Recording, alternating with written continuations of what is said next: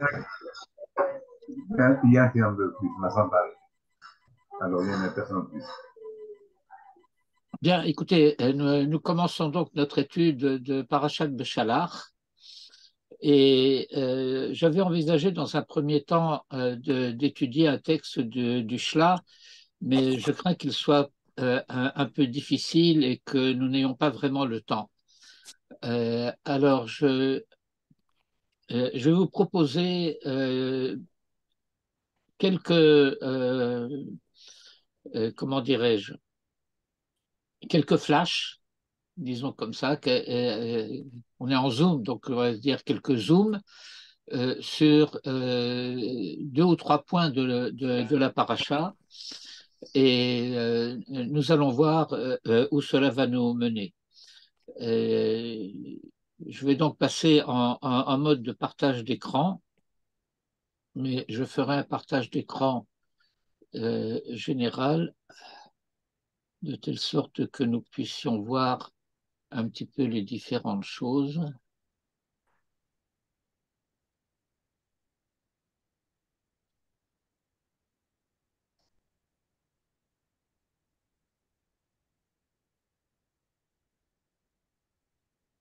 Bien, notre paracha commence ici.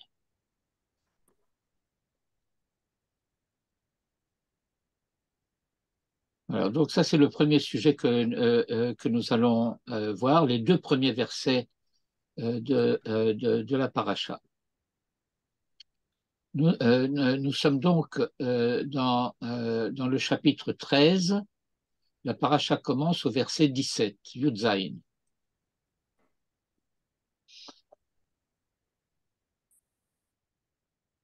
On sort d'Égypte.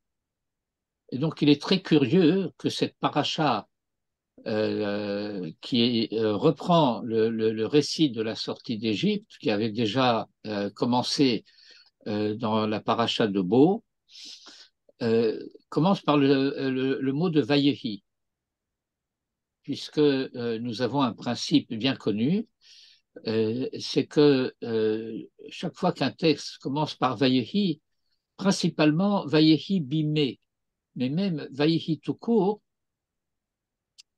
c'est Lachon Tsahar. Alors, vous savez qu'en hébreu, il existe une particularité grammaticale qui est ce qu'on appelle le vav conversif, vav pour en hébreu, vav conversif, qui transforme le passé en futur et le futur en passé. Et donc voilà le principe général. À chaque fois qu'un passé est transformé en futur par le vav conversif, c'est une expression de joie, de bonheur. Parce que quelque chose qui apparaissait comme étant passé, dépassé, euh, euh, plus actuel, se retrouve projeté dans l'avenir. Et donc, il y a dans le passé transformé en futur une dimension optimiste. Alors que lorsqu'un futur est transformé en passé, cela signifie que un avenir possible se trouve en quelque sorte court-circuité avant même d'avoir commencé, il est déjà passé. Il appartient déjà au passé. Et donc le fait que la paracha commence par ce mot de Vayehi est problématique. Le Midrash s'empare de cette question et pose la question parce que dans Vayehi, on entend la plainte Vaille. Et le Midrash demande qui a dit Vaille. Il dit, eh bien, Pharaon a dit Vaille et Moïse a dit Vaille. On explique dans chacune des perspectives pourquoi Pharaon dit Vaille. Bien sûr, il y a eu les diplômes, bien sûr, il y a eu la mort des premiers-nés, il y a une très grande douleur, une très grande souffrance qui s'est abattue sur l'Égypte, on peut comprendre que le pharaon dise vaille. Mais en l'occurrence, il dit vaille parce qu'il est obligé de laisser partir les Hébreux. Et Moïse dit vaille parce que, comme la suite du texte immédiatement va le montrer, il a affaire à une partie importante des Hébreux, du peuple d'Israël, qui sort d'Égypte en quelque sorte en marche arrière.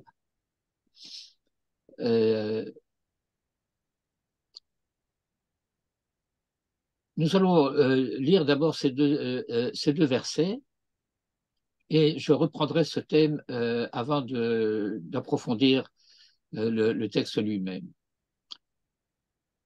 Il arriva donc, lorsque Pharaon eut renvoyé le peuple, et Ha'am, Velo nacham Elohim derech eretz Pelishtim, alors Elohim ne les a pas conduits sur le chemin du pays des Philistins, de la terre des Philistins, la bande de Gaza, qui karovhu, parce qu'il est proche, qui amar Elohim, parce que Dieu a dit, Pen yinachem ha'am birotam milchama, de peur que le peuple ne se ravise en voyant la guerre, veshavu mitzraïma, étant donné que c'est proche de l'Égypte, alors obstacle, eh bien, cette proximité peut provoquer le fait qu'on veuille revenir en arrière. La marche arrière dont je vous parlais il y a quelques instants. Vayasev Elohim et ha'am derech hamidbar yamsuf.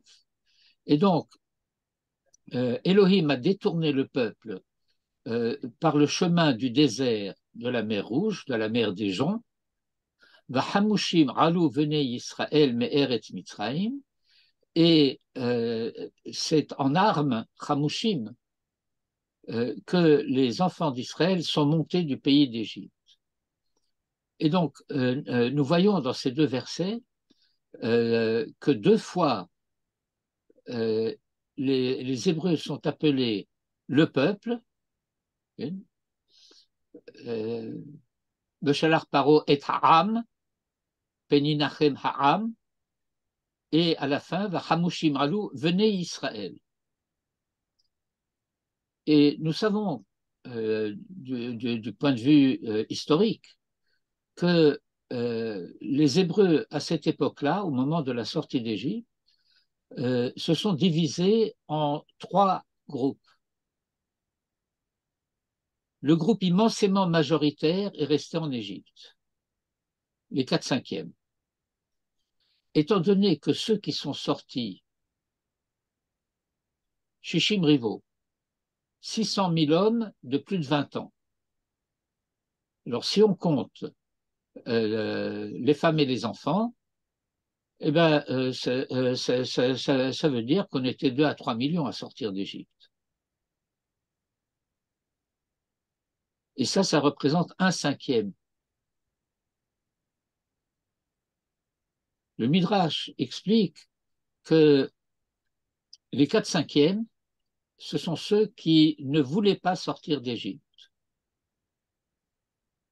Le Midrash les appelle des Rechaim, et on formule cela en disant qu'ils sont morts dans les ténèbres de l'Égypte.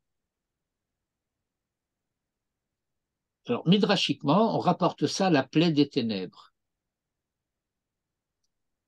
Mais ce qu'il faut comprendre, c'est que cette déperdition d'identité, cette catastrophe, c'est une Shoah épouvantable qui s'est produite à ce moment-là, eh bien, ce sont ceux qui se sont assimilés complètement à l'Égypte et n'ont pas voulu sortir. Vous vous souvenez, c'est un thème qu'on a déjà envisagé dans la paracha de Vaïra et à la fin de la paracha de Shemot, où Dieu explique à Moïse que les difficultés que nous rencontrons à sortir d'Égypte ont deux causes. Il y a deux obstacles qu'il faut vaincre, qu'il faut surmonter. Le premier obstacle, et peut-être le plus grave, c'est le refus des Hébreux de sortir d'Égypte. Le deuxième obstacle, c'est le refus de Pharaon de les laisser sortir. Il y a donc en quelque sorte une collusion entre une majorité d'Hébreux et le pouvoir en place dictatorial de l'Égypte pharaonique qui vise à empêcher les Hébreux de sortir d'Égypte. Et alors, il y a les 10 plaies, avec la dernière, la mort des premiers-nés, et Pharaon finit par comprendre ce que Moïse lui disait, lui répétait depuis sa première venue en Égypte.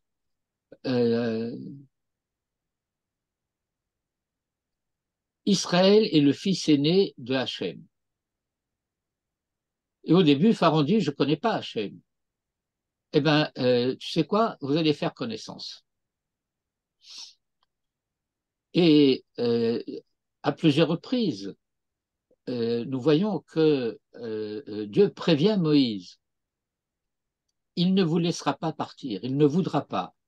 Mais sache bien que c'est moi qui alourdis son cœur, c'est moi qui endurcis son cœur. Et pourquoi cela? Eh bien, euh, euh, afin que, au travers de toutes les épreuves qu'il aura à traverser, et de toutes ces épreuves dont les Hébreux seront témoins, les uns et les autres finissent par reconnaître que c'est Hachem qui fait sortir Israël d'Égypte. Est-ce que ce point est suffisamment clair? Oui. Et donc, il y a 4/5 du peuple qui se perd en Égypte.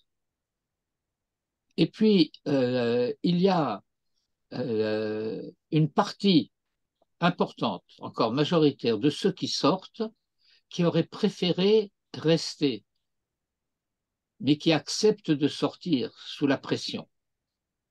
Et c'est la raison pour laquelle le texte dit Vaïhi beshalach paro et ha'am. Ce n'est pas parce que Moïse les conduit à la liberté, c'est parce que Pharaon les oblige à partir. Vous vous rappelez le dernier verset de Parashat Shemot? C'est quoi le dernier verset de Parashat Shemot? Bah, il y a quand même quelques versets de la Torah qu'il vaut mieux connaître par cœur. Hein.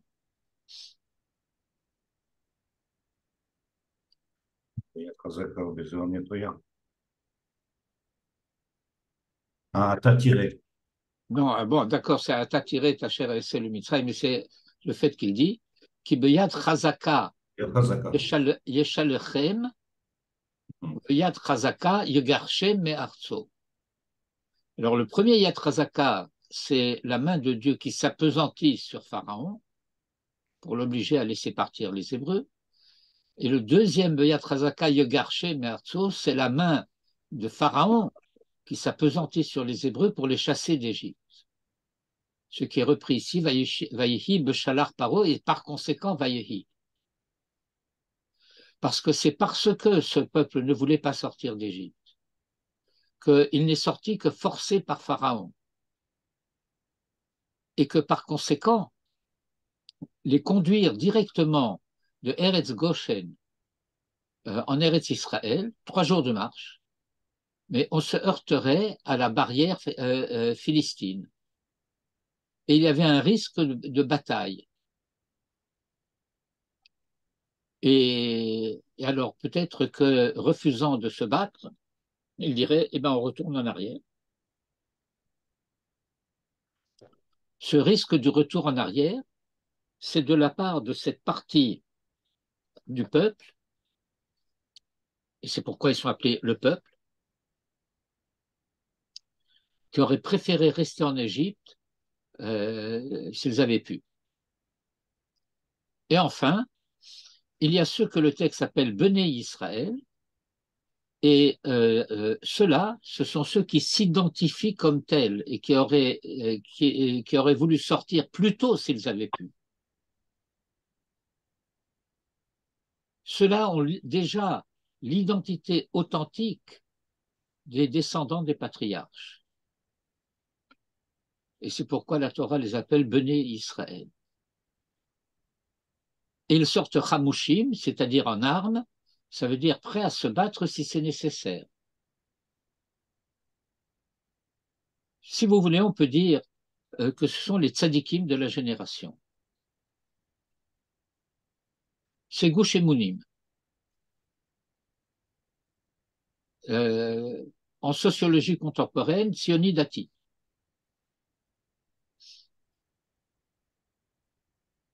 Le passage suivant,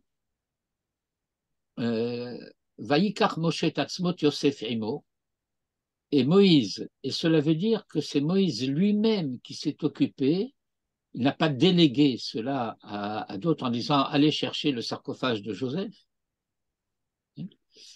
C'est Moïse lui-même qui s'est occupé de prendre les ossements de Joseph avec lui pour réaliser le serment par lequel Joseph avait assermenté ses frères à la fin de la paracha de Vaïchi, à la fin du livre de Bereshit, qu'il avait fait jurer à ses frères, qu'il ferait jurer à leur fils, qu'il ferait jurer à leur fils jusqu'au moment de la sortie, de ne pas laisser les ossements de Joseph en Égypte. Et c'est ce que le texte rappelle ici, qui hashbea ishbia, et béni Israël. Il a fait jurer les enfants d'Israël de faire jurer, de telle sorte que chaque génération dise à la suivante, les morts, Pakod ifkod Elohim etrem, viendra le temps où Dieu voudra vous faire sortir. Je ne m'arrête pas sur Pakod ifkod, ça nous prendrait un petit peu de temps et ce n'est pas indispensable. On traduit, se souviendra de vous, mais ce n'est pas très précis. Et vous ferez monter mes ossements d'ici, itechem, avec vous. Alors, vayis'u misukot, vayachanu be'etam biktseh hamidbar. V'Hashem olech lifnehem yomam be'amud anan, lanchotam aderer, ve'layla be'amud esh leha'ir lahem, la lechet yomam valayla. Marche forcée, on marche jour et nuit. Une colonne de feu, une colonne de nuée marche devant eux, la nuée le jour, le feu la nuit, et donc les Hébreux sortant d'Égypte et marchant encore une fois jour et nuit, sont témoins du fait que la présence divine non seulement les accompagne, mais les précède, les guide. Lo yamush amud ha'anan yomam v'amudesh laila lifne ha'am, et la colonne de nuages de jour et la colonne de feu la nuit ne bougent pas de devant le peuple. Et voyez encore une fois ici Ha'am.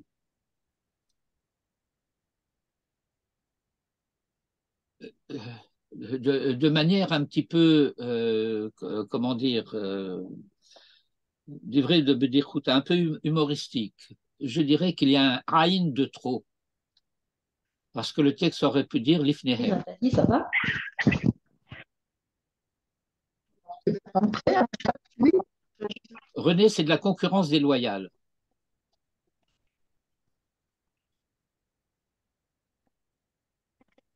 Vous voyez, Lo yamush amud ha'anan yomam ve'amud ha'esh laila lifne ha'am. Alors dans ha'am, nous avons he et mem au début et à la fin, et un aïn au milieu. Ben, ce he même aurait pu être après le yod de l'ifnehem. Et ça leur aurait suffi.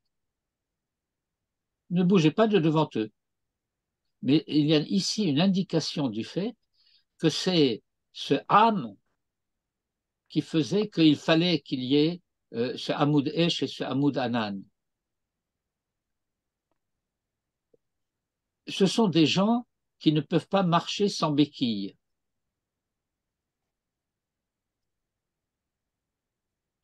Vous rappelez la tension existante entre ce que la Torah dit à propos de Noé et ce que la Torah dit à propos d'Abraham. Et ha-Elohim ithaler Noach, et à propos d'Abraham, ithaler le Fanaï. Quelqu'un qui marche à côté, en figure de style, si vous voulez, genre Épinal, il ne peut marcher que main dans la main avec Dieu. Sinon, il a peur. Et Abraham, on lui demande, passe devant. Ça veut dire quoi, marcher devant Dieu? C'est qu'au lieu que ce soit Dieu qui montre le chemin, c'est Abraham qui doit montrer le chemin. Invraisemblable.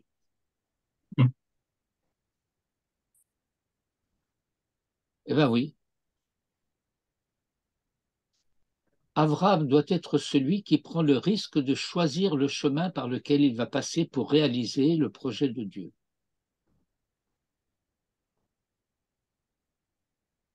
Et Dieu suit. Mais il doit marcher devant eux.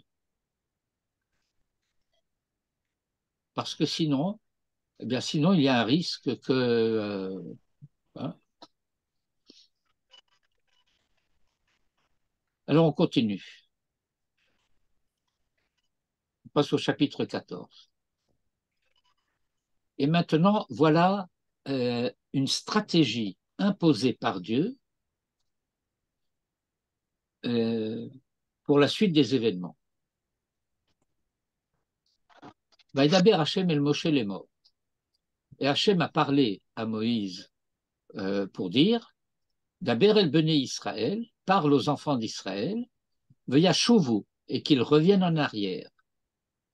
Veyachanu lifne pi achirot, et qu'ils campent devant un lieu qui s'appelle Pi Achirot. Alors dans Pi Achirot, vous avez un remez, c'est la bouche de la liberté. C'est la porte de sortie. Les Midrashim disent qu'il s'agit d'un lieu qui était, mettez-ce entre guillemets, un lieu saint pour les Égyptiens, parce qu'il y avait une de leurs divinités qui se trouvait à cet endroit-là. Un petit peu comme une divinité qui garderait la frontière.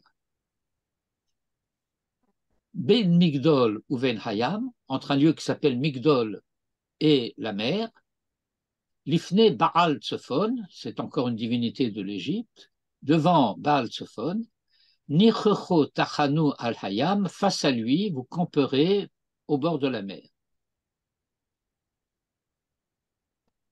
Parce que vous aurez fait cela, alors, Amar Paro l'Ivné Israël, Pharaon dira à propos des enfants d'Israël, Nevuchimhem Ba'aret. Ils sont égarés dans le pays. Sagar Alehem Amidbar. Le désert s'est refermé sur eux. Vechizakti et lev Paro. Et je renforcerai le cœur de Pharaon. Veradaf Acharehem. Et il les poursuivra. Veikavda Befaro ou Vechol Chelo. Et je m'apesantirai sur Pharaon et sur toute son armée. Veyadou Mitzraim ki ani Hashem. Et en fin de compte, l'Égypte saura que je suis Hashem, ce que ça veut dire que je suis Hashem. Vaya Suchen, et c'est ce qu'ils ont fait.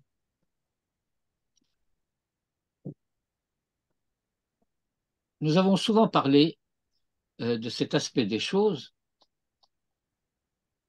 Voilà. Ici, toute cette région-là, vous voyez la flèche? Vous voyez la flèche là, de la souris? Oui, oui. Bon, alors c'est Eretz Goshen. Et puis ils sont partis de Ramsès et ils sont allés jusqu'à Étam. Oui. Et ça, c'est Midbar Étam. Et donc, ils auraient pu continuer tout droit,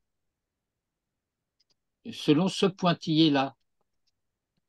Oui, bien sûr. Et Dieu leur dit, ben, vous allez aller camper devant Pi Achirot. C'est-à-dire qu'au lieu de passer par la rive orientale de la mer Rouge, on les conduit à la rive occidentale de la mer Rouge. Et alors Pharaon va dire, ils se sont paumés. Qu'est-ce qu'ils viennent faire ici? Vous visualisez bien le schéma? Oui, oui, oui. Enfin, moi, personnellement. Et donc maintenant, ils se trouvent ici, au bord de la mer, et puis l'armée égyptienne va venir, ils vont se trouver coincés entre l'armée égyptienne qui sera par là et la mer. Alors je reprends le texte de la paracha. Verset 5. Vayugad le Meler Mitzraim qui varach ha'am. Il fut dit, le Meler Mitzraim, au roi d'Égypte, qui varach ha'am, que le peuple avait fui. Ce Vayugad, le Midrash explique que c'est une révélation de nature prophétique. Pharaon réalise d'un seul coup ce qui vient de se passer.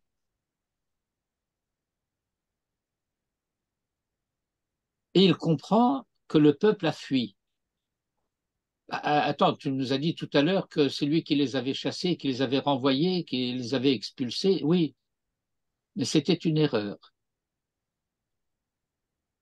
Sous la pression,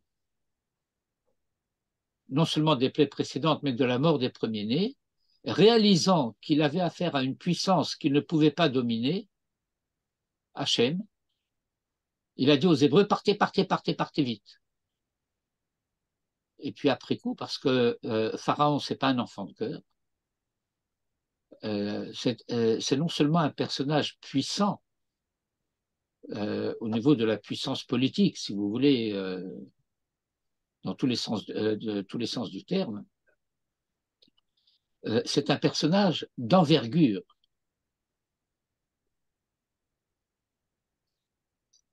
Les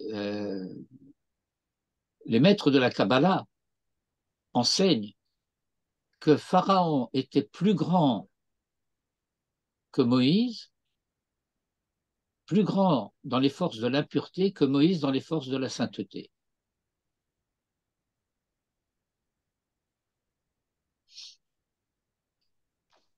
Les forces de l'impureté, entendez par là tout ce qui se développe dans l'histoire depuis le serpent de Bereshit, en passant par les générations d'avant le déluge, tout ce qui se passe après.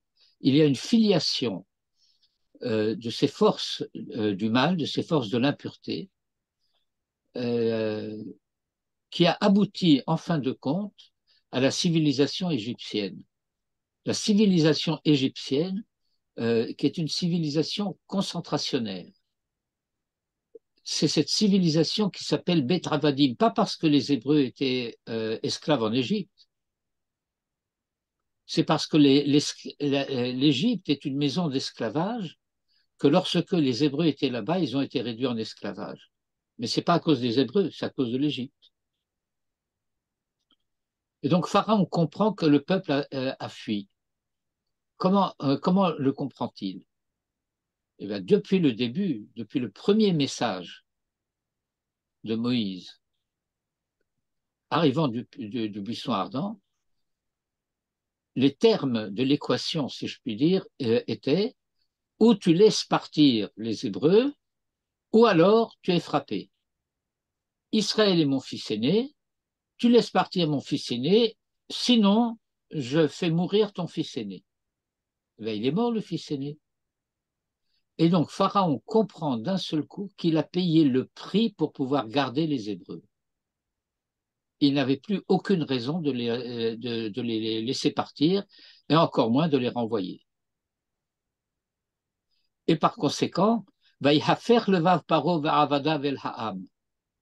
Et le cœur de Pharaon et de ses serviteurs, de ses ministres, de ses courtisans, a fait volte-face par rapport au peuple. Vayomru, et ils ont dit, Mazot asinu, qu'est-ce que nous avons fait? Kishilachnu et Israël merovdenu, d'avoir envoyé Israël de nous servir. C'est une erreur. Alors on va réparer l'erreur. Et donc il rassemble son armée. Vayesor et Trirbo, Vetramo Lakarimo, Vayikar Sheshmot Rechev Bachur, Vechol Rechev Mitzrayim. Les Sheshmot Rechev Bachur, c'est les troupes d'élite. Ce sont les chars lourds. Et puis ensuite, Kol Rechev Mitzrayim et toute l'armée, tout le chérion de l'Égypte. Le Shalishim al-Kulo, et les Shalishim, eh ben, ce sont des adjudants, enfin les officiers qui les encadrent. Vayachazek Hashem, comme il avait dit qu'il le ferait, et Lev Paro Melech Mitzrayim, il a renforcé le cœur de Pharaon, roi d'Égypte, Vayirdof Achare Beni Israël, et il a couru, il a poursuivi Acharé à la suite des Bnei Israël, où venait Israël Yotzim Beyad Rama, alors que les enfants d'Israël sortent haut la main.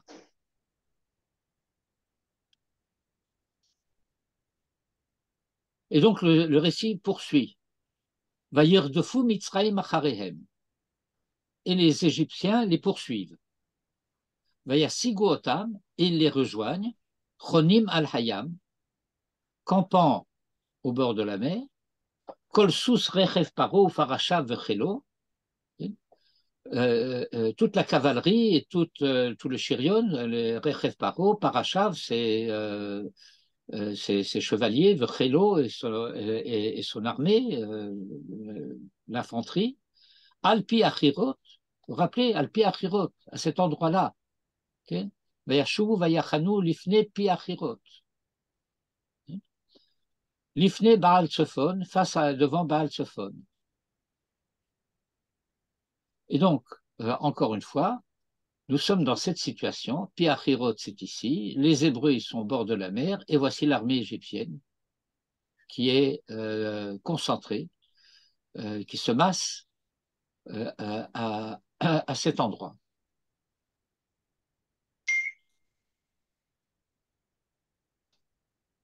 Moïse avait prévenu les Hébreux. Voilà, c'est ça qui va se passer sur l'ordre de Dieu. Il n'en reste pas moins que le passage suivant va remplir les Hébreux d'effroi. Ou Pharaon écrive. Alors on traduit autrement que c'est écrit, parce que on traduit ou Pharaon écrive comme si c'était écrit ou Pharaon carève. Et Pharaon approche. Mais il n'approche pas. Il fait approcher. Certains des Midrashim disent qu'il offre des sacrifices à ses dieux.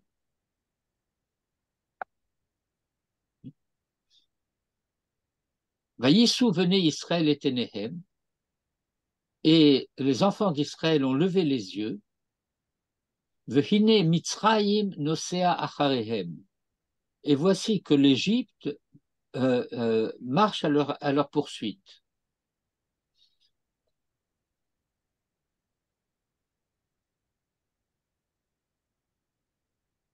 Quand on est près de la mer, dans le désert, terrain plat, et qu'on voit l'armée égyptienne qui approche, on n'a pas besoin de lever les yeux. On voit tout droit devant soi. Et on voit tout droit devant soi cette armée imposante et puissante. Et ça devait faire du bruit aussi, qui approche. Mais le texte dit Vaïs où venez Israël et Enehem, et Vehine Mitzrayim au singulier, Nosea au singulier, Acharehem. Et Rashi, dans la suite des enseignements de la tradition, des Midrashim, dit ce que les Hébreux ont découvert en levant les yeux au ciel, c'est que dans le ciel, l'ange tutélaire de l'Égypte marchait en tête des Égyptiens à leur poursuite.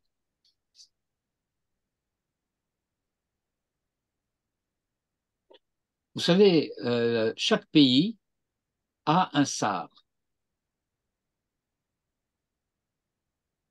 Un sar, on traduit un archange. Vous savez quel est le sar de la France? Michael. Comment? Michael, non? Saint-Michel. C'est ça, Michael. Non, Saint-Michel. Oui, d'accord. D'accord. Euh, Quel était le patron des scouts?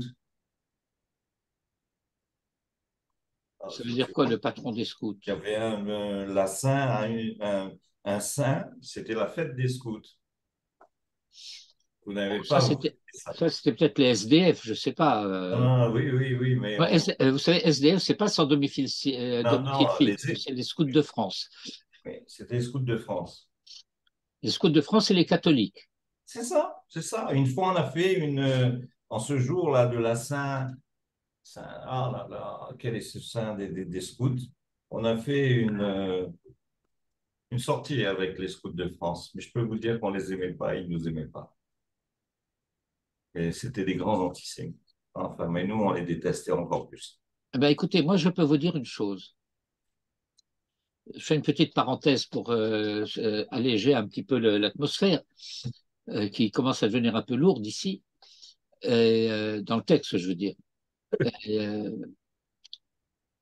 avec un de mes amis d'enfance qui est aujourd'hui à Jérusalem, qui est un peu plus jeune que moi, et on était aux EI ensemble, on était dans la même troupe, on avait fait toutes nos classes, etc. Mais enfin, là, vers la deuxième moitié des années 60, bon, on n'était plus aux éclaireurs genre actifs. Bon, moi, j'étais commissaire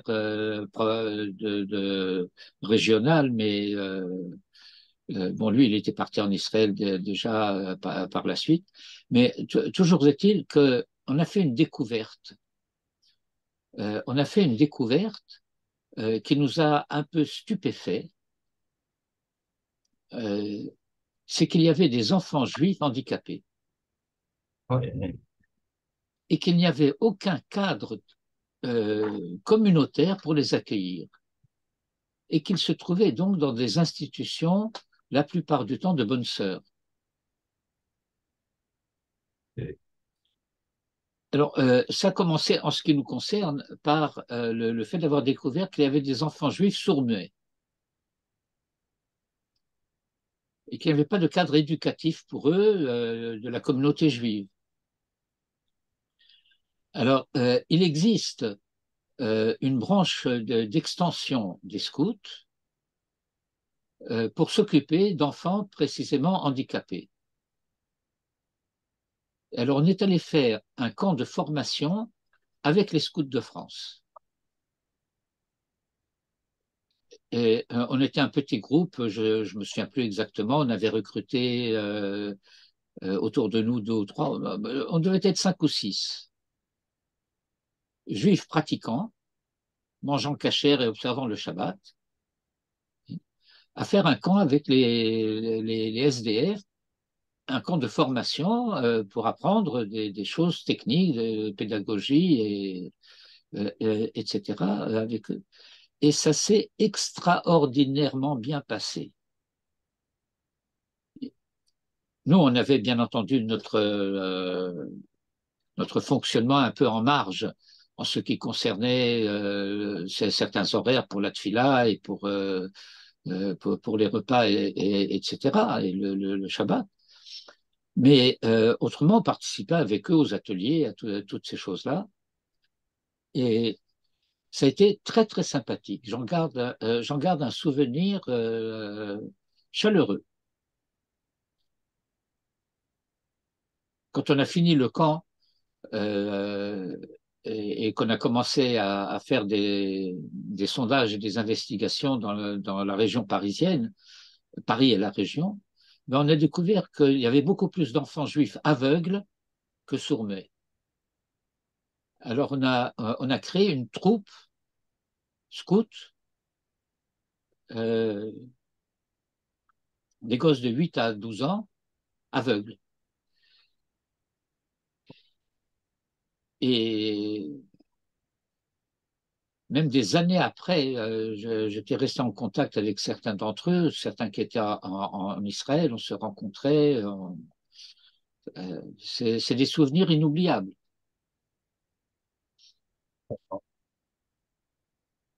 En particulier, je me souviens d'une gamine, elle et sa sœur, ils étaient 3 ou 4 gosses d'une même famille, aveugles, de naissance. Et j'étais dans une institution catholique. Et la plus jeune, la petite, était considérée comme arriérée mentale. C'est pas la peine que vous la preniez, bon, etc. Non, non, on la prend quand même. Elle n'était absolument pas arriérée mentale, elle était même assez intelligente, la gamine. Mais elle ne savait pas lire ni écrire le braille, elle ne savait pas compter, elle ne savait rien. Pourquoi? Bien parce qu'elle refusait d'aller à la messe. Une gamine de 7-8 ans, elle refusait d'aller à la messe. Alors, comme elle refusait d'aller à la messe, c'est une arriérée mentale, on la laissait dans son coin, on ne s'occupait pas d'elle. Vous réalisez un petit peu la chose? Et nous, on a commencé à nous occuper d'elle. Elle a bien appris à lire et à écrire le braille, elle a appris à compter. Bon, elle comprenait tout très bien. Pas du tout arriérée mentale. Bien le contraire, même. Tov, je reviens à Pharaon et à ses troupes. Et donc, les Hébreux voient l'ange tutélaire de l'Égypte qui marche avec les Égyptiens contre eux. Alors, Vaïrou Meod, qui c'est qui est Vaïrou Meod? C'est pas Ha'am, c'est Béné Israël. C'est Béné Israël qui, quelques versets plus haut, sont sortis armés, donc prêts à se battre. Et pourquoi ils ont très peur? Eh bien, ils ont très peur parce que un sar ne peut rien faire sans la permission de Dieu. Il n'a aucune autonomie, il n'a aucune liberté. Il peut plaider devant le tribunal de Dieu. Il peut plaider en faveur de son peuple, mais il est totalement dépendant en tout de la volonté divine. Et donc, si le sar d'Égypte les poursuit, ça veut dire qu'il a l'accord de Dieu. Alors, s'il a l'accord de Dieu, on a des raisons d'avoir peur.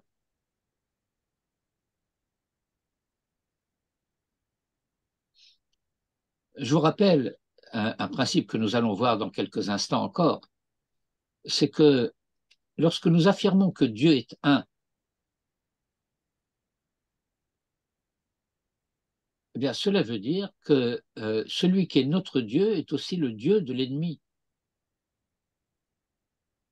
Il n'y a pas notre Dieu et leur Dieu, puisque Dieu est un. Et que Dieu s'occupe de manière juste et égale de toutes ces créatures.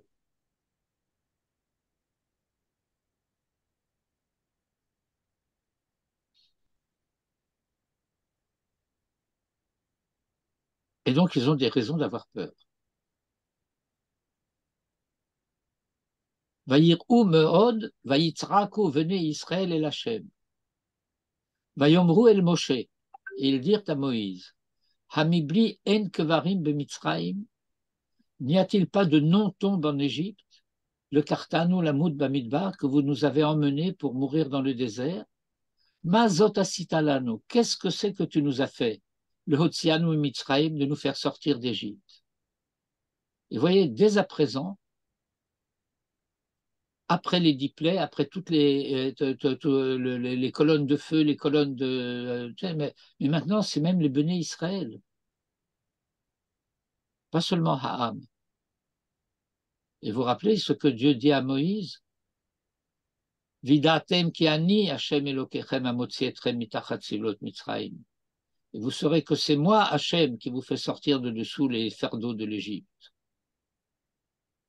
Et puis là, eh ben, ils ne le savent pas. Pourquoi, Moïse, nous as-tu fait sortir d'Égypte?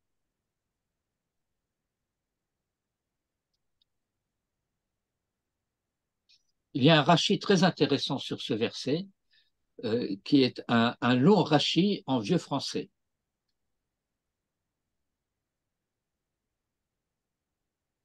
La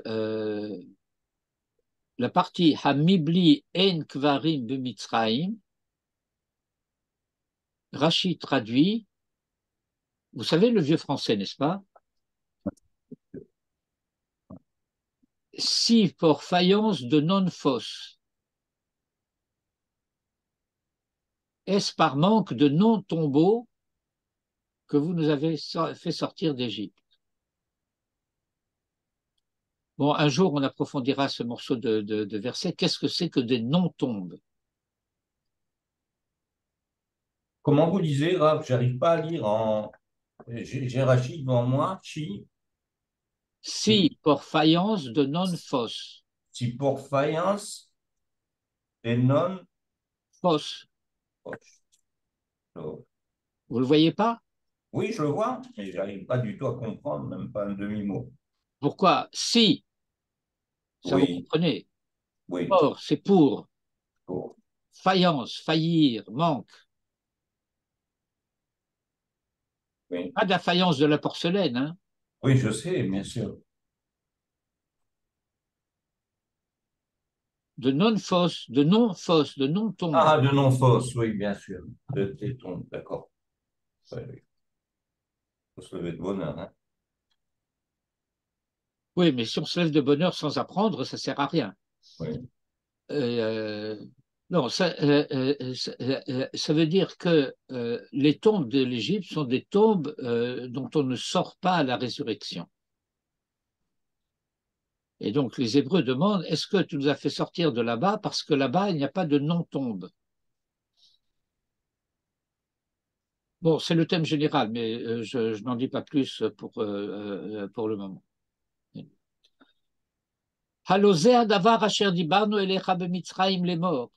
C'est cela même dont nous te parlions en Égypte, en disant Chadal mimenu, laisse-nous tranquilles, venaravda et Mitzrayim, que nous servions l'Égypte. Kitov la nous ravod et Mitzrayim, car c'est mieux pour nous de servir l'Égypte, mimoutenu bamidbar, que de mourir dans le désert. Et c'est les Bnei Israël qui disaient ça? Oui, oui, tout le monde. Tout le monde, ça veut dire qu'il devait avoir des représentants qui venaient parler à Moïse et à Aaron et pour leur dire, voilà, qu'est-ce que tu as fait? Puisque Dieu ne veut pas, puisqu'il nous envoie le sar de l'Égypte derrière nous. Alors, il y a un verset assez extraordinaire, qui est le verset 13. Tous les versets de la Torah sont extraordinaires. Certains nous apparaissent comme étant plus denses, c'est le cas ici. Vayomer Moshe el Ha'am. Et Moïse dit au peuple, Al tiraou, ne craignez rien. Hityatzvu, restez calme, affermissez-vous, Ureu et Yoshua Hashem, et voyez le salut de Hashem, Asher Yaseh Lachem Hayom, qui vous fera aujourd'hui, qui Asher Reitem et Mitzrayim Hayom, parce que tel que vous avez vu l'Égypte aujourd'hui, Lotosifu lirotam rod adolam, vous n'ajouterez plus de les voir jusqu'à la fin de l'exil. Bon, j'ai paraphrasé Adolam, un Olam, c'est pas à jamais. Un Olam, c'est une ère, accent grave RE. C'est un temps du monde. Dans la halakha, un Olam, c'est les 50 années d'un jubilé. Dans la paracha de Mishpatim, où nous allons arriver encore dans 2 parachiotes, lorsque il est dit à propos de l'esclave qui n'a pas voulu se faire libérer, Varvado le rolam, il le servira à jamais. Ce à jamais, ça veut dire jusqu'à l'année du jubilé. Étant donné qu'un jubilé est constitué de 7 semaines sabbatiques, 7 fois 7 ans, si ce refus d'être libéré, c'était dans le troisième septennat, si vous voulez, de Shemitah, eh ben, ça veut dire qu'il lui reste encore 14 ans à tirer. Si c'était dans la 6e, il lui reste encore 7 ans à tirer. C'est ça, Adolam, jusqu'à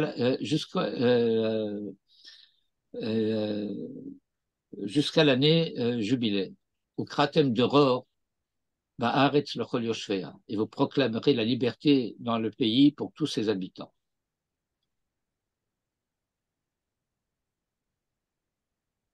Hachem yilachem lachem, Hachem combattra pour vous, Ve'atem, et quant à vous, Tacharishun, taisez-vous. Le Talmud de Jérusalem interprète ce verset en disant, à ce moment-là, au bord de la mer Rouge, Israël s'est divisé en 4 factions. Une des factions disait retournons en Égypte. Une deuxième faction disait on va se jeter à la mer pour se suicider. Une troisième faction disait on va se battre. Une quatrième faction disait on va prier. Et Moïse répond dans ce verset à chacune des factions.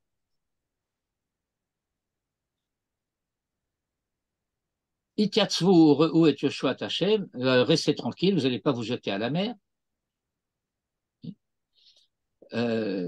Kacheritem et Mitzrayim Hayom, Lotosifu Lerotom Adolam, vous ne retournez pas en Égypte.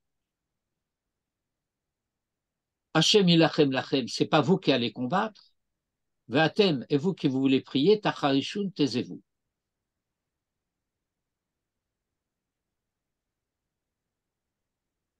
Et à ce moment-là, un peu en parallèle de ce que Moïse a dit au peuple, le verset suivant, c'est Dieu qui dit à Moïse. Vayomer Hashem el Moshe, et Dieu dit à Moïse, Ma titzrak elai, pourquoi cries-tu vers moi? Et donc nous comprenons dans le silence entre le verset précédent et ce verset, entre le verset 14 et le verset 15, que Moïse a commencé à prier. Et que Dieu lui dit, c'est pas le moment de prier.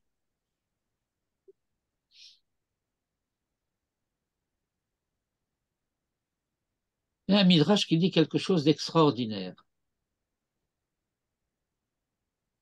Yisrael omdin betzara, vataba le hitpalel. Ben moi, je croyais que quand on était betzara, il fallait prier.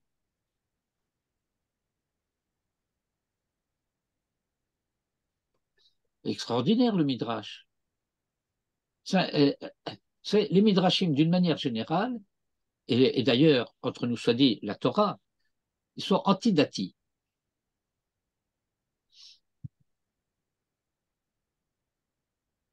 Il y a une religiosité vaine, absurde, de mauvaise aloi, que la Torah combat. Il y a une religiosité vraie. Mais la plupart du temps, en tout cas très souvent, ce qu'on appelle le sentiment religieux conduit les gens à des conduites et à des attitudes qui n'ont rien à voir avec Torah ou Mitzvot. Et alors, Dieu dit à Moïse, c'est pas le moment de prier, parle aux enfants d'Israël et en avant. Où ça en avant? Les Égyptiens derrière, la mer devant.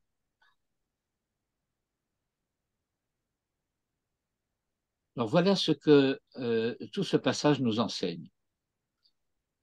Il se dévoile à ce moment-là que il y a autant de mérite chez les Égyptiens pour ramener les Hébreux chez eux que de mérite chez les Hébreux pour sortir d'Égypte. Tekou, on est à égalité. Et c'est la raison pour laquelle il va y avoir cette scène un peu plus tard, où vous allez avoir la colonne de feu qui va aller se placer entre les Égyptiens et les Hébreux pour les séparer, pour empêcher que les Égyptiens ne rejoignent les Hébreux. Et on va s'occuper de leurs chars d'assaut pour qu'ils ne puissent pas, comment dire, lancer des charges et ce genre de choses, imposer un statu quo.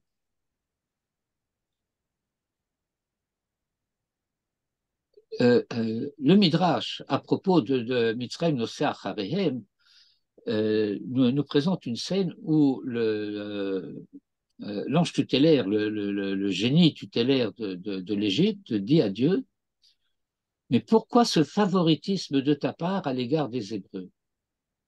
Ils sont tout aussi idolâtres que les Égyptiens.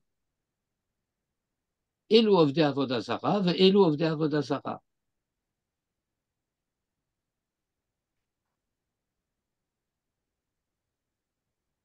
Nous savons que les Hébreux en Égypte étaient arrivés jusqu'à la 49e porte de l'impureté, profondément engoncés et enfoncés dans la Touma. Et ils n'en sont pas encore sortis. Ils ont fait les premiers gestes en Égypte. L'agneau pascal et la circoncision. Étant donné que parmi les lois de Pessah, il y a le fait qu'un incirconcis ou quelqu'un qui a un incirconcis dans sa maisonnée ne peut pas participer au Corban Pessah.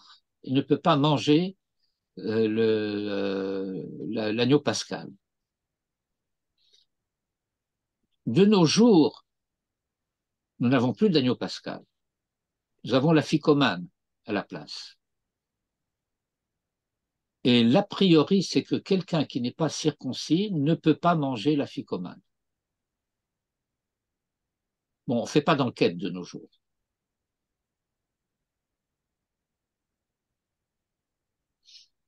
Mais vous avez le droit, je dis bien, vous avez le droit, si c'était prévu à l'avance, d'avoir des non-juifs à votre table. C'est pas vrai du tout que les jours de fête, on ne doit pas inviter des non-juifs. C'est pas vrai.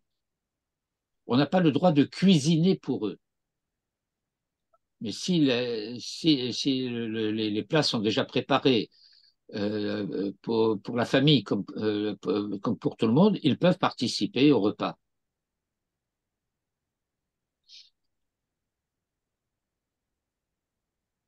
Vous savez qu'à Orsay, l'école Gilbert Bloch avait un mur mitoyen avec un monastère.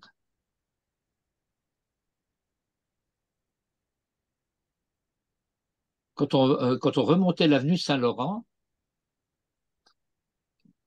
quelqu'un d'entre vous a été à l'école Gilbert Bloch, Paham? Oui, oui, nous étions là-bas. Quand on remontait en venant de la gare, on remontait l'avenue Saint-Laurent. Alors, il y avait une ruelle sur la droite avant d'arriver au grand portail de la propriété. Et pour la petite histoire, il y avait un panneau de direction là-bas. Il y avait écrit là-bas église et en dessous voie sans issue.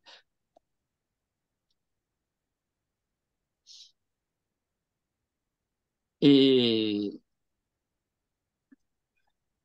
il y a un brave père de famille qui est allé voir un jour le supérieur de ce monastère en se plaignant de Manitou, en disant, il y a un gourou là-bas, ce truc, il a convaincu mon fils de se convertir au judaïsme, il faut que vous fassiez quelque chose. Le supérieur du monastère lui a répondu, je connais la personne dont vous me parlez, c'est un homme de bien et rien de ce qu'il fait ne peut être pour le mal. Le supérieur du monastère. Et alors, un jour, il y a deux des moines du monastère qui sont venus voir Manitou avant Pessah. Vous savez que Pessah a une grande importance chez les chrétiens parce que ce qu'ils appellent la scène, c'était le Seder Pessah. Et lorsqu'il dit ceci est ma chair, ceci est mon sang dans les évangiles, la chair c'est les matzot et le sang c'est la coupe de vin, arba kosot. Et c'est d'ailleurs la scène qui a donné naissance liturgiquement au sacrifice de la messe. Les hosties, c'est les matzot, et connaissez l'expression « donner le bon Dieu son confession ». Connaissez cette expression. Alors le bon Dieu, c'est l'hostie, et étant donné qu'il ne faut pas être en état de péché pour pouvoir recevoir l'hostie, alors les gens vont se confesser, ils reçoivent l'absolution, après ils peuvent recevoir l'hostie. Et donc les deux moines sont allés voir Manitou et lui ont dit qu'ils étaient très désireux de participer à un seder de Pessah pour voir comment ça se passe chez les Juifs. Et alors Manitou leur dit, eh bien, avec grand plaisir, vous êtes les bienvenus, mais je dois vous prévenir, pendant toute la partie liturgique, vous observez, vous ne participez pas. Et alors les deux moines lui ont dit, merci. Nous craignons de vous offenser en vous disant que nous ne voulions pas participer, mais seulement observer.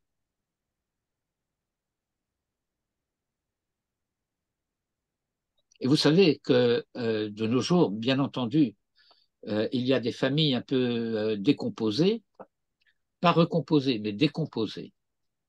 Et puis, il y a des mariages mixtes. Et puis, au moment du Seder de Pessah, c'est à chaque fois le scandale. Et le scandale, c'est à chaque fois le conjoint juif qui le fait. À cause de son conjoint non juif. Parce que on dirait au conjoint non juif, comme Manitou a dit à ces deux moines, tu es là, tu participes au repas normalement, mais les parties liturgiques, tu regardes, tu participes pas, c'est pas à toi, c'est pas pour toi. Et on ne veut pas lui faire lire une partie de la Haggadah, même pas en français.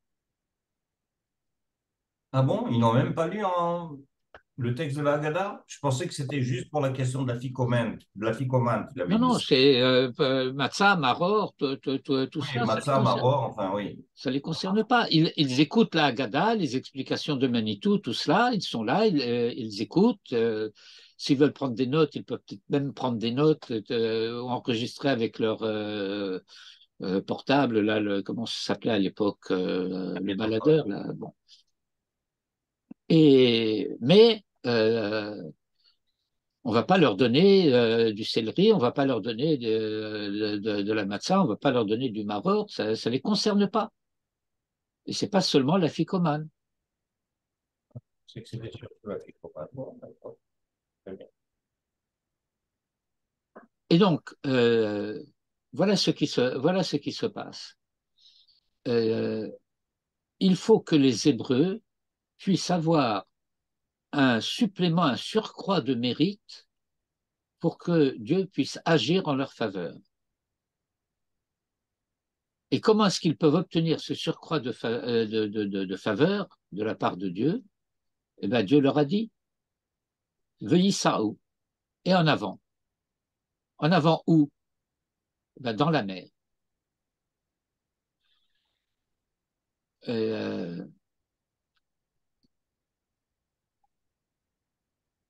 Moïse pouvait leur dire, eh bien, la mer va s'ouvrir devant nous. Bon, ben, on attend qu'elle s'ouvre. Non, non, non, on n'attend pas qu'elle s'ouvre. Il faut y aller. Ça veut dire qu'il s'agit d'un surcroît de émouna, d'une qualité, d'une intensité euh, énorme, qui consiste à accepter de rentrer dans la mer en attendant qu'elle s'ouvre. Le Midrash dit, vous connaissez l'expression Higiu Maim ad Nafesh? C'est lorsqu'on est rentré dans l'eau et qu'on a avancé dans l'eau et que l'eau arrive jusqu'aux narines. Si on avance encore un petit peu, on étouffe parce on se noie, on a la mer au-dessus du nez, on respire plus, on peut plus. Ad Nafesh, ça veut dire jusqu'au nez.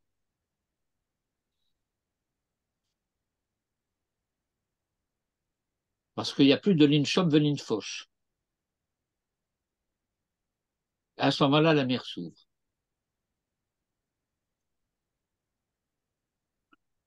Alors, il y a des midrashim extraordinaires à ce sujet. Ces midrashim ont pour objet de nous apprendre à ne pas nous comment je veux dire ça, à ne pas nous pâmer en présence des miracles. On croit aux miracles. Oui, on croit aux miracles. Sans hésitation, sans réticence, sans arrière-pensée, on croit aux miracles. En même temps, on n'aime pas. C'est pas normal de déranger le bon Dieu pour qu'il fasse des miracles en modifiant les lois de la nature. S'il y a des miracles, en ce qui nous concerne, les miracles en faveur d'Israël, eh bien, ça veut dire que nous n'avions pas suffisamment de mérite pour que les choses se passent de manière naturelle. Je me souviens d'un cours au Manitou à propos de cette paracha. Je ne sais plus comment on en était arrivé à parler de la situation dans le pays. C'était après les accords d'Oslo. Donc, vous pouvez encore vous rappeler un petit peu des atmosphères qu'il y avait, de l'atmosphère de crise lourde qu'il y avait dans le pays. Et Manitou nous dit, j'ai entendu récemment une jolie chose chez les Chabad. Ils disent, ou bien les choses vont se passer naturellement par la venue du Messie, ou alors il faudra un miracle. Ah oui.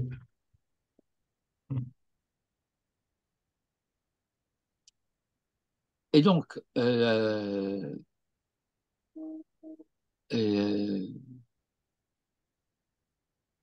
dit à Moïse, toi, harem et matecha, lève ton bâton. Lève ton bâton pour montrer que tu ne te sers pas de ce bâton. Ce n'est pas une baguette magique. Unete yadecha al hayam, et tends ta main sur la mer, uvekahehu, et fends-la. Vayavo bene Israël betor hayam bayabasha, et les enfants d'Israël entreront dans la mer à sec, sur la terre sèche. Dans ces midrashim dont je vous parlais, on imagine, la mer s'ouvre. Vous voyez, vous avez vu les 10 commandements, le film des 10 commandements, Cécile B2000, Charlton Heston, etc. La mer s'ouvre et les Hébreux ébahis vont s'engouffrer. Alors on dit, allez en avant, les Hébreux disent non, c'est boueux. Alors il faut assécher, sinon on n'y va pas. Alors on assèche. Alors allons-y. Non, on n'y va pas. Le terrain n'est pas plat. Il y a des creux et des bosses. Alors il faut aplanir le terrain. Et il y a comme ça 5 ou 6 ta'anot, je ne me souviens plus exactement du nombre, où les Hébreux réclament que tant que ce n'est pas parfait comme ça leur convient, ils n'y vont pas. voyez, tout cela pour dire, eh bien, miracle, miracle, mais nous ne sommes pas des croyants du miracle. Vous savez que les chrétiens n'y comprennent rien. Ils nous disent, mais enfin, les évangiles racontent tous les miracles que le personnage principal des évangiles a accomplis, et vous ne croyez pas en lui. Alors, on ne peut pas leur dire, on ne croit pas aux évangiles. Mais on dit, les miracles ne prouvent rien. Dans la Torah, on nous prévient qu'il peut venir un prophète qui va faire des signes et des prodiges, et néanmoins, c'est un prophète de mensonge. C'est écrit dans la Torah, explicitement.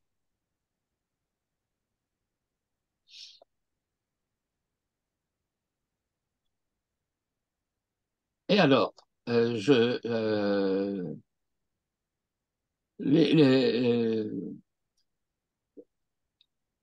Hébreux rentreront dans la mer à pied sec, et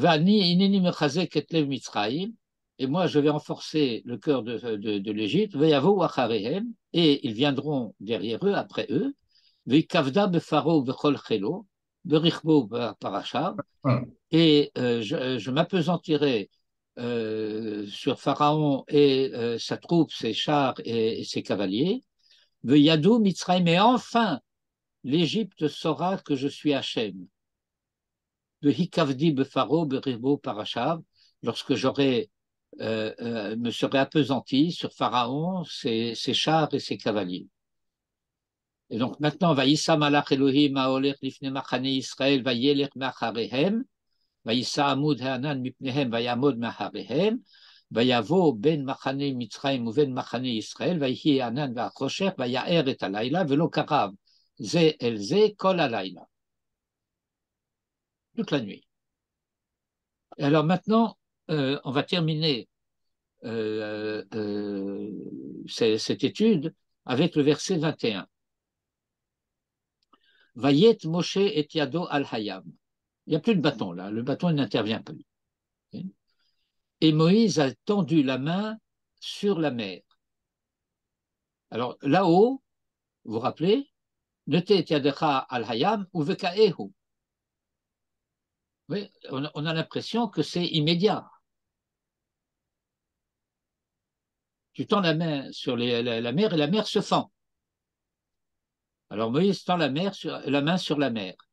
Alors qu'est-ce qui se passe? Vayoler Hashem et Hayam beruach kadim aza kol halayla. Et Dieu a fait mouvoir la mer par un vent d'est puissant toute la nuit. Vayasem et Hayam le chorava. Et il a transformé la mer en sécheresse. Vaïbaku haïmaïm, et les eaux se sont fendues. Parashat Beshalach, c'est la parashat de Bar Mitzvah de mon fils. Et il y a un fait un peu curieux. Ma parasha à moi, c'est Vaïshlach, et la parasha de mon fils, c'est Beshalach. Et alors, quand mon fils apprenait la lecture de la paracha, je lui ai dit, regarde les ta'amim de ce pasouk. Vayet, Moshe, et Yado al Hayam, Vayoler, Hashem, et Hayam, Beruach Kadim Aza, Kol Halayla. On sent l'effort dans la lecture du verset par les ta'amim, on voit commencer et on pousse, et on pousse, et on pousse, et on pousse. Le Dieu Tout-Puissant ne peut pas faire un miracle que ça s'ouvre tout seul. S'il y a un vent d'est puissant qui souffle sur la mer et qui la repousse, va yoler Hashem et Hayam beruach kadim aza kol halayla. Les forces de la nature, elles sont gérées, si je puis dire, garanties par Elohim. Et voilà que Hashem qui est la providence de l'histoire des hommes, intervient en quelque sorte dans la nature à la place de Elohim.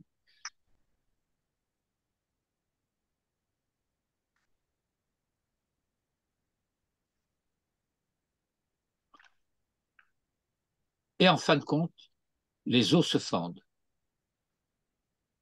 Mais après toute une nuit de vent d'est puissant et de pousser, de pousser ou de pousser. Encore une fois, relisez avec les Ta'amim. Vayet Moshe et Yado al Hayam, geste noble. Vayoler Hashem et Hayam, Beruach Kadim Aza, Kol Halayla, Vayasem et Hayam, Lecharava, et enfin Vayibaku Hamayim. Il faut sentir l'effort ici de ce vent d'est puissant que Dieu fait souffler pour obtenir l'ouverture de la mer. Tout se passe comme si cette ouverture de la mer, qui est un miracle, devait se faire en tant que miracle au travers d'un phénomène naturel. Le phénomène naturel est le miracle.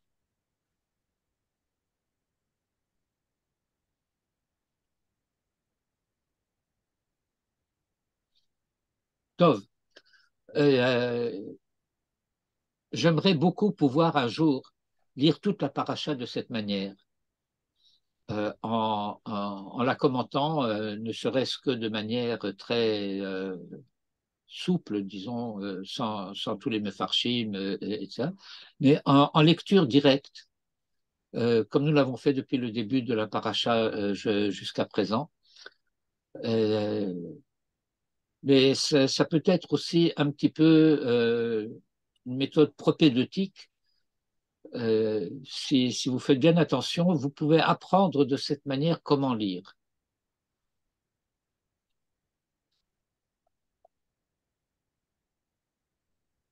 Eh bien voilà, stop share. Merci beaucoup. On arrête le montage. Toda rabba. Et comme vous le savez, je le répète à chaque fois et je le répéterai encore, un cours ne s'arrête jamais, il ne fait que s'interrompre.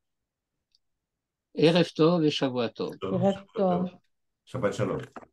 Shabbat Shalom. Shabbat Shalom.